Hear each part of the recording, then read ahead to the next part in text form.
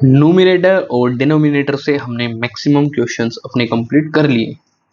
अब बारी आती है एजेस वाले क्वेश्चन की, यानी उम्र। फाइन।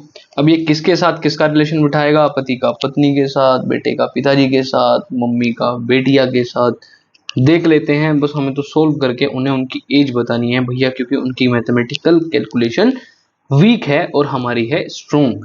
तो बस अपनी स्ट्रोंग कैलकुलेशन दिखाते हुए उनकी एज बताना और उन्हें बोल देना बाय बाय। चलिए पहला ही क्वेश्चन देख लेते हैं भैया। ये कह रहा है कि a son is 3 times as old as his son। Oh sorry, a father is 3 times old as his son। ये तो मैंने सृष्टि का विधान ही बदल दिया था अभी। After 12 years his age will be twice as that of his son, then find their present ages। समझना भाई ध्यान से। मैं कह देता हूं present age, let the present age of the father be x years and the age of the son be y years। Fine. तो भैया अकॉर्डिंग टू क्वेश्चन पहली क्या चीज कही है इसने? अ father is 3 times as old as his son। जो father साहब हैं अभी जो फादर साहब हैं वो 3 गुना है अपने बेटे की एज के। This is my question first. Next, after 12 years, मैं कह देता हूं 12 years लेटर फादर्स एज क्या रह जाएगी भाई?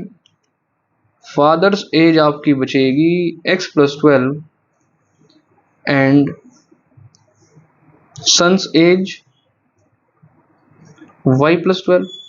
दोनों ईयर्स में भाई, दोनों ईयर्स में है। और ये कह रहे हैं कि his age will be twice age that of his son then. 12 साल बाद इसकी ट्वाइस हो जाएगी। कैसे? ये कह रहे हैं कि सर x + 12 जो है वो ट्वाइस हो जाएगा फिलहाल की एज की अपनी बेटे के। ध्यान से देखिएगा, ये यहां से कह रहे हैं कि सर ये x + 12 जो है it will become 2y + 24। y की क्या x की वैल्यू मैं ऊपर से ला सकता हूँ। x की जगह मैं रखता हूँ 3y + 12 = 2y + 24। ये मैंने साइड में लिख दिया from first.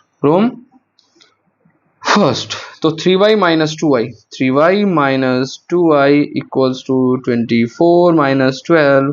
This will become y, 24 - 12 will be 12, तो y will be 12 years। Fine. और हमें पता है x = 3y है, यानी 3 × 12 है, यानी 36 years है। तो मैं कह दूंगा hence father's present age is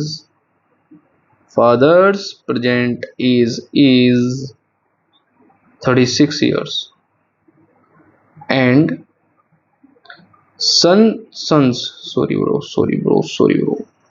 present age is 12 years। बताओ भाई कितना आसान क्वेश्चन था, कितना मजेदार क्वेश्चन था। और ऐसा नहीं है कि ये पूछे नहीं जाते, इस टाइप के क्वेश्चन पूछे जाते हैं, डायरेक्टली पूछे जाते हैं भाई। बस आपको प्रैक्टिस मिनिमलिस्टिक छोटे छोटे क्वेश्चन से करनी है और भैया एटॉमिक लेवल का क्वेश्चन भी आपको रेडी रखना है। फाइन। अगर वीडियोस अच्छी लग रही हैं भाई चैनल को प्लीज सब्सक्राइब करो, वीडियोस को फुल्ली शेयर करो जितना भी हो सकता है आपके फ्रेंड्स जो चाहते हैं कि प्रैक्टिस अच्छे से हो जाए। क्योंकि जब आप RD शर्मा करने बैठते हैं कभी कभी प्रॉब्लम आती है और आपकी कोचिंग में वो प्रॉब्लम सॉल्व नहीं हो पाती, समझते हैं हम समय के कारण। इसमें टीचर की कोई गलती नहीं है।